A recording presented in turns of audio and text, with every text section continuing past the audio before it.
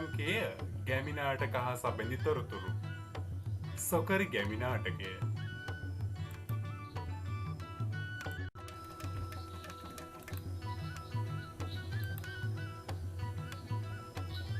ගැමි නාටක හඳුනා ගනිමු. ගැමි නාටක යනු ගැමියා අතරේ දීර්ඝ කාලයක් තිස්සේ පැවත එන ගැමියන්ට ආවේනික වූ ලක්ෂණ ඇතුළත් නාටක විශේෂයකි. පොදුවේ සලකා බලන විට ගැමි නාටක කලාව ශාස්ත්‍රීයත්වය, පූජාර්ථය, විනෝදාස්වාදය හා තත්කාලීන සමාජය විවරණය කරයි. ගැමි නාටක වර්ග 4ක් ශ්‍රී ලංකාව තුළ දැකගත හැකිය. සොකරි, කෝලම්, නාඩගම්, රූකඩ. දෙපිට කැපෙන වචන, එකම ක්‍රියාව පුන පුනා නිරූපණය කිරීම, සුළු සිද්ධිය පවා දිගින් දිගට අනුරූපණය කිරීම, ව්‍යංගාර්ථය, හාසෝත්පාද ජනක බව ගැමි නාටක තුළ දක්නට ලැබේ.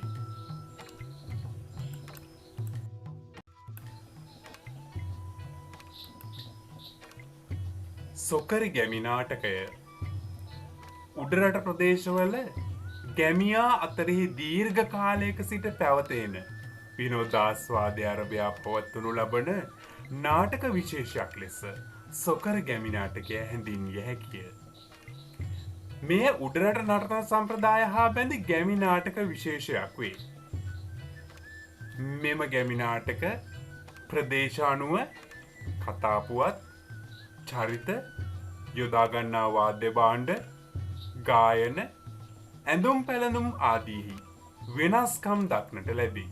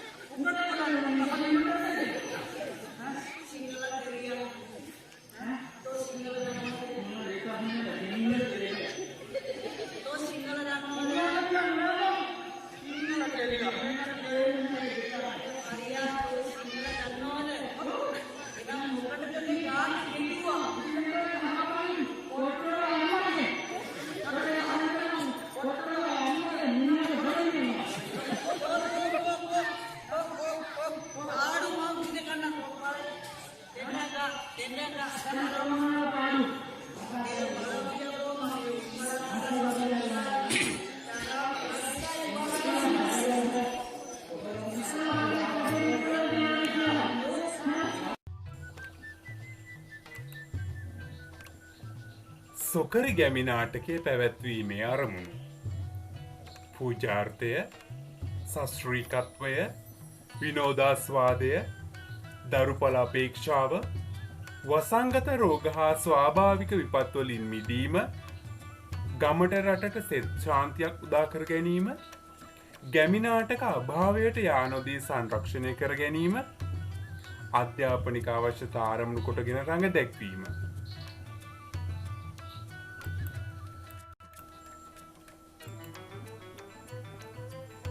ප්‍රචලිත ප්‍රදේශ මාතලේ, කළුන්දෑව, හඟුරංකෙත, දඹුල්ල, බදුල්ල, ආනමඩුව, හේවාහැට, වන්නි ප්‍රදේශ ආදී ප්‍රදේශවල සොකරි ගැමි නාටකය ප්‍රචලිත වී තිබේ.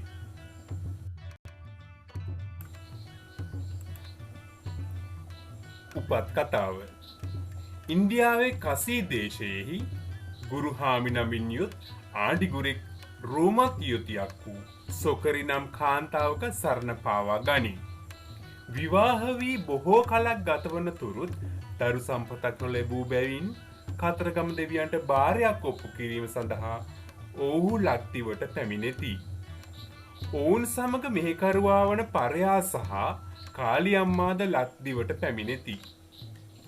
එහිදී පදිංචිවීමට ඉඩමක් සොයන අතරතුරේදී තඹරාවිට නම් ගමෙහි ඔහු පදිංචි වෙති. එක් දිනක් ගුරුහාමි වතුරගෙන ඒමට යෑමේදී ගමේ වෙදරාලගේ බල්ලා ඔහුගේ කකුල සපාකයි. ඊට ප්‍රතිකාර කිරීම සඳහා වෙදරාල පැමිණෙන්නේ සොකරිය පිළිබඳ ඇල්මකිනි. ප්‍රතිකාර කිරීමෙන් පසු මැදියම් රැයේදී වෙදරාල සොකරිය සමග පලා යයි. කතරගම දෙවියන්ට කරන කන්න ලව්වකින් පසු මග සලකුණු දැක වෙදරාලගේ නිවසේ සිටි සොකරිය ගුරුහාමි විසින් කැඳවාගෙන එනු ලබන්නීය.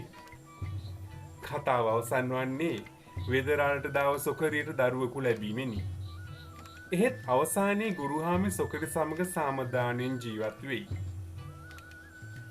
සොකරි නාටකයේ කතා පුවත ප්‍රාදේශීය වශයෙන් විවිධ වෙනස්කම් පවතී.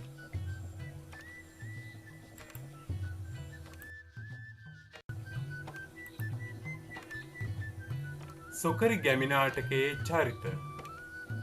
සොකරි, ගුරුහාමි, පරයා, වෙදරාල, කපුරාල, සොත්තානා, කාලියම්මා, හෙට්ටියා, වඩුරාල.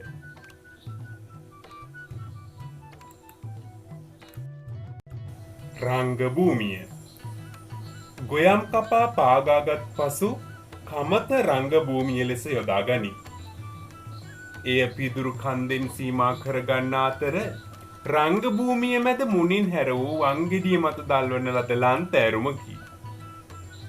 බුදුන් සහ දෙවියන් වෙනුවෙන් පහන් පැලක්ද සකස් කර ගන්නා ලදී. වාද්‍ය භාණ්ඩ. ගැටබෙරේ භාවිතා කරනු ලබන්නේ මාතලේ, නුවර, හඟුරංකිත ආදී ප්‍රදේශවලයි. දවුල භාවිතා කරනු ලබන්නේ බදුල්ල කළුන්දෑව ආදී ප්‍රදේශවලයි.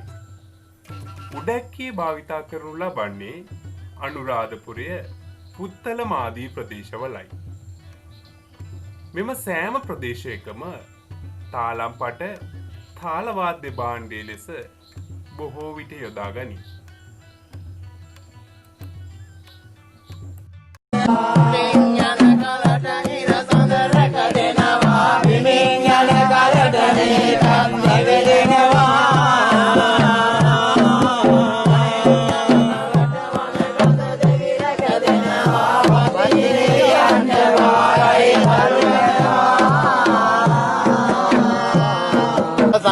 සියලු වරදට සමාවන්නේ. වාදනය සරල බෙර පද ඇසුරින් ගොඩනැගී ඇත.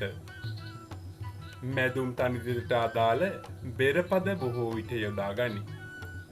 කතාවස්තුව රඟ දැක්වීම සහ චරිත ප්‍රේක්ෂකයාට හඳුන්වා දීමට සරල පද හා ගමන් තාල වාදනය කරයි. උදාහරණ ලෙස දොන් ජිජි ගත ජිං ගත ගොගො ආදී බෙරපද මෙහිදී බොහෝ විට භාවිත කරයි. නයිතම් දෙන නාතම් දෙනා නයිතම් දෙන නාතම් දෙනා සොකරියෙන්නේ සමරේ අවසර ගන්නේ නැතුම් නටන්නේ තාලෙට රාග කියන්නේ අද අල්ලන්නේ පියයුරු හැමතොල වන්නේ නැදපත ගන්නේ සුරති මූණ බලන්නේ අඳුන් ගන්නේ නෙක් දෙක ඔමරි කරන්නේ මල් ගවසන්නේ කොණ්ඩ කොතා එලන්නේ රෝඩු දමන්නේ මවලම් මාල බඳින්නේ සේල අඳින්නේ අතකින් ඔමරි කරන්නේ මෙසේ නටාලා එන ලද ලීලා වලලු දමාලා දැටේ පාමුල දාලා පාවි දමාලා නටනදලා ඔබ කරලා සබයට පැනලා ඇරිදින් නටයි බිම බලා ආනයිතන් දෙන නාතම් දෙනානා ආනයිතම් දෙන නාතම් දෙනානා.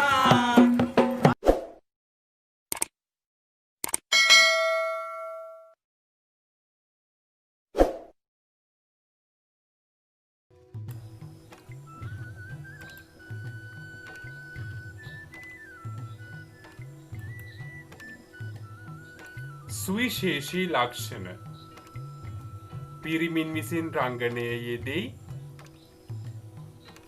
සරල වෙස් මුහුණු භාවිත කරයි. එක් කතා පුවතක් ඇසුරෙන් චරිත ගොඩනැගී ඇත.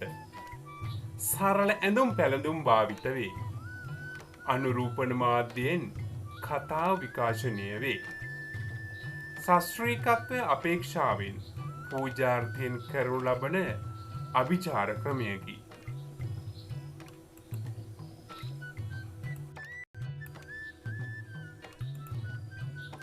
ගැමි නාටක සංරක්ෂණය කර ගැනීම සඳහා යෝජනා. සෑම වර්ෂයකට වරක්වත් පාසල් සිසුනට සහ මහජනතාවට රස විඳීම සඳහා එම ගැමි නාටක රඟ දක්වමින් සංදර්ශන පැවැත්වීම. ගැමි නාටක කලාව පිළිබඳව ග්‍රන්ථ රචනා කිරීම. ගැමි නාටක රඟ දක්වන අවස්ථා රූගත කොට ශ්‍රව්‍ය දෘශ්‍ය පට සම්පාදනය කිරීම.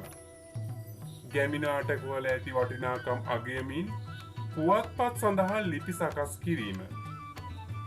රූපවාහිනිය ගුවන් විදුලිය වැනි ජනමාධ්‍ය මගින් සිංහල ගැමි නාටක කලාව පිළිබඳ වැඩසටහන් නිර්මාණය කර විකාශනය කිරීම.